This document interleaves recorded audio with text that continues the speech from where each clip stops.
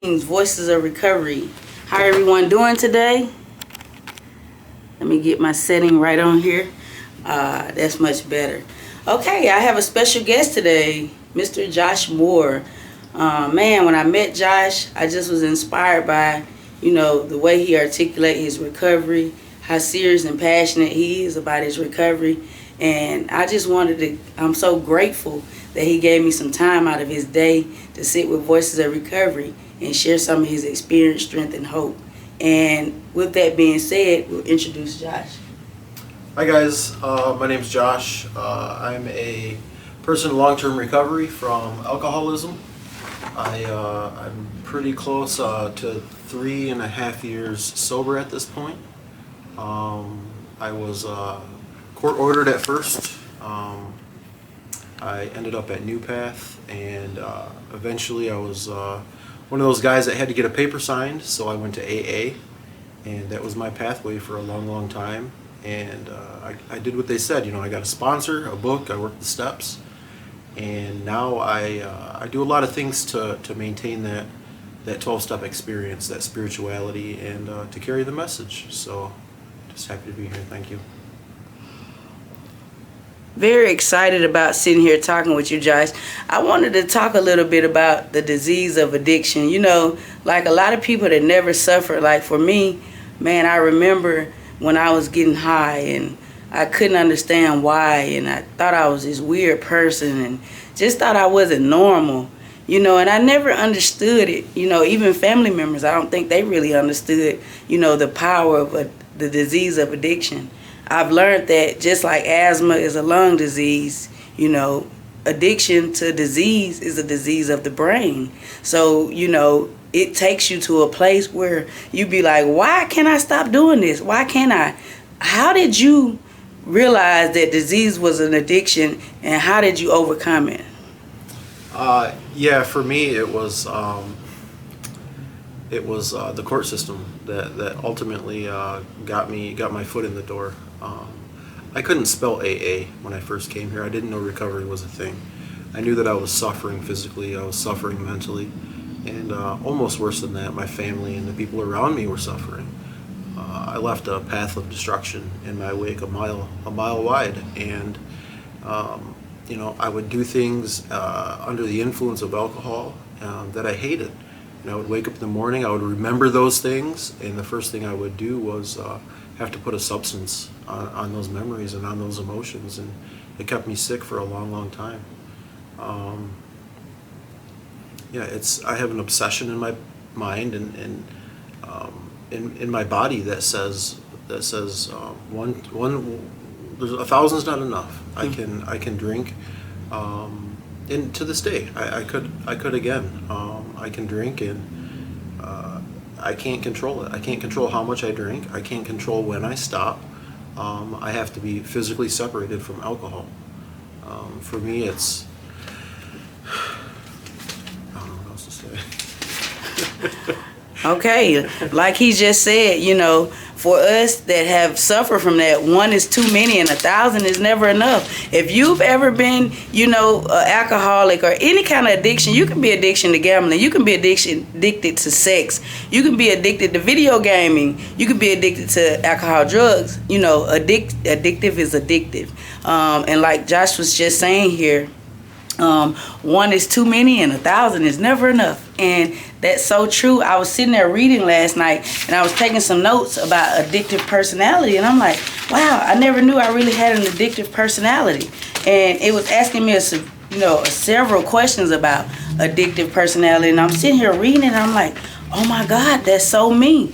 I thank God that there's a pathway, something to teach me. Like Josh was saying earlier, he didn't know how to spell AA. He didn't know what AA was. He was ordered by the courts, and that way got him here. For me, I just, up and one day said, I don't know, I'm just going to run. I'm running from my problems. It was running from my problems, and it ended up, I was just running to go get help from drugs. Not knowing that I was finna stop drinking, stop doing any and all mind-altering substances. I didn't know that. But that's just to go to show you how this program can help really change your life. If you're sincere about it, you're dedicated to it, and you just be sincere with it, genuine, like do what you do. My next question for you, Josh, was if you could give a message to the newcomers of hope, what would it be? What would you say, to encourage the ones that are struggling, that struggles with truly being dedicated to something and giving them hold to something, give all their all to something? You got to start somewhere. That's the first thing. You got to start somewhere.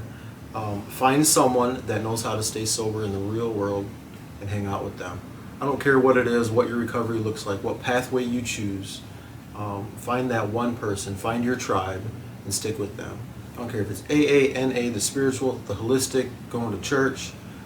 Find someone that's doing the deed. We all mess up, we all slip up, but we all pay bills. We all have lives outside of the treatment centers, and that's the biggest thing that I see is the transition between treatment centers and the real world, and there's ways to bridge that gap, and that's through hanging out with people that know how to stay sober in the real world. It's not complicated. I just I was lucky enough to find some people that did that for me, and that was the biggest kind of leg up that I had in recovery, was someone that took me under their wing, not necessarily a sponsor, but certainly a mentor, someone that I looked up to. When I first came around here, I didn't really want recovery. I just didn't want to be in trouble anymore. And I found people that had smiles on their faces, and that's really all I wanted. That kept me going for a long, long time.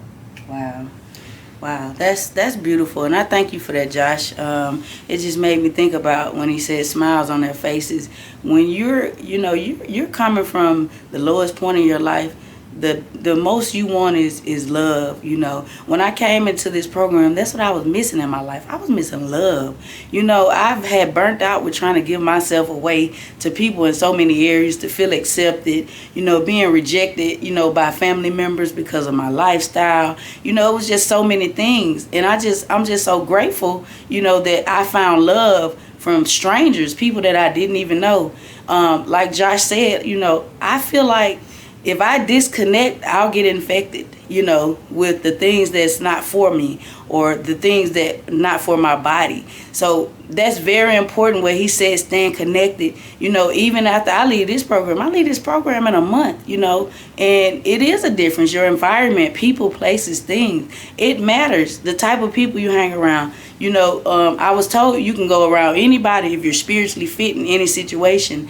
But I don't know. I just don't like to take those chances for myself personally. To each his own. Everyone is different. But I do think it's very important the type of conversations we entertain, the people we be around. I recently encountered a situation where I was entertaining, a family member, that conflicts in the things that I do. And I had to realize, well, that wasn't safe for me, because I started having dreams, and things like that. So it's definitely very important and vital, the type of people that we be around and to stay connected. You can have fun sober. You can hang out with people and you can have a great life, and I've learned that from being in this program. I'm very, very grateful for that.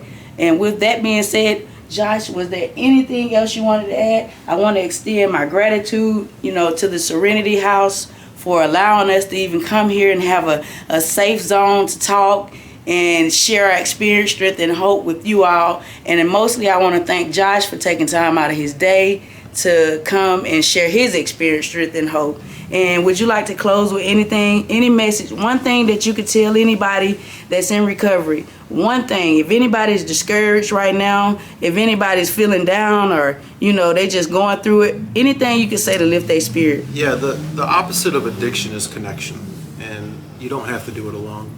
There's a million organizations, especially in Flint, where you can find someone that you can connect with, and that's my biggest takeaway is don't do it alone. Pick up the phone and find a safe space where you can go and recover. Oh, wow, that's amazing. That's probably the best message I've heard today. We're not alone. We don't have to do this recovery thing alone. We have an infinite circle of support. Voices of Recovery is one of those extensions. So please continue to tap in, and follow us, subscribe. We have a YouTube channel. Remember, keep your head up, not down.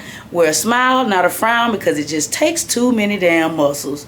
And stick around, because this thing is life changing. We're here for you, and you're not alone, like Josh said. Until then, stay blessed. Peace.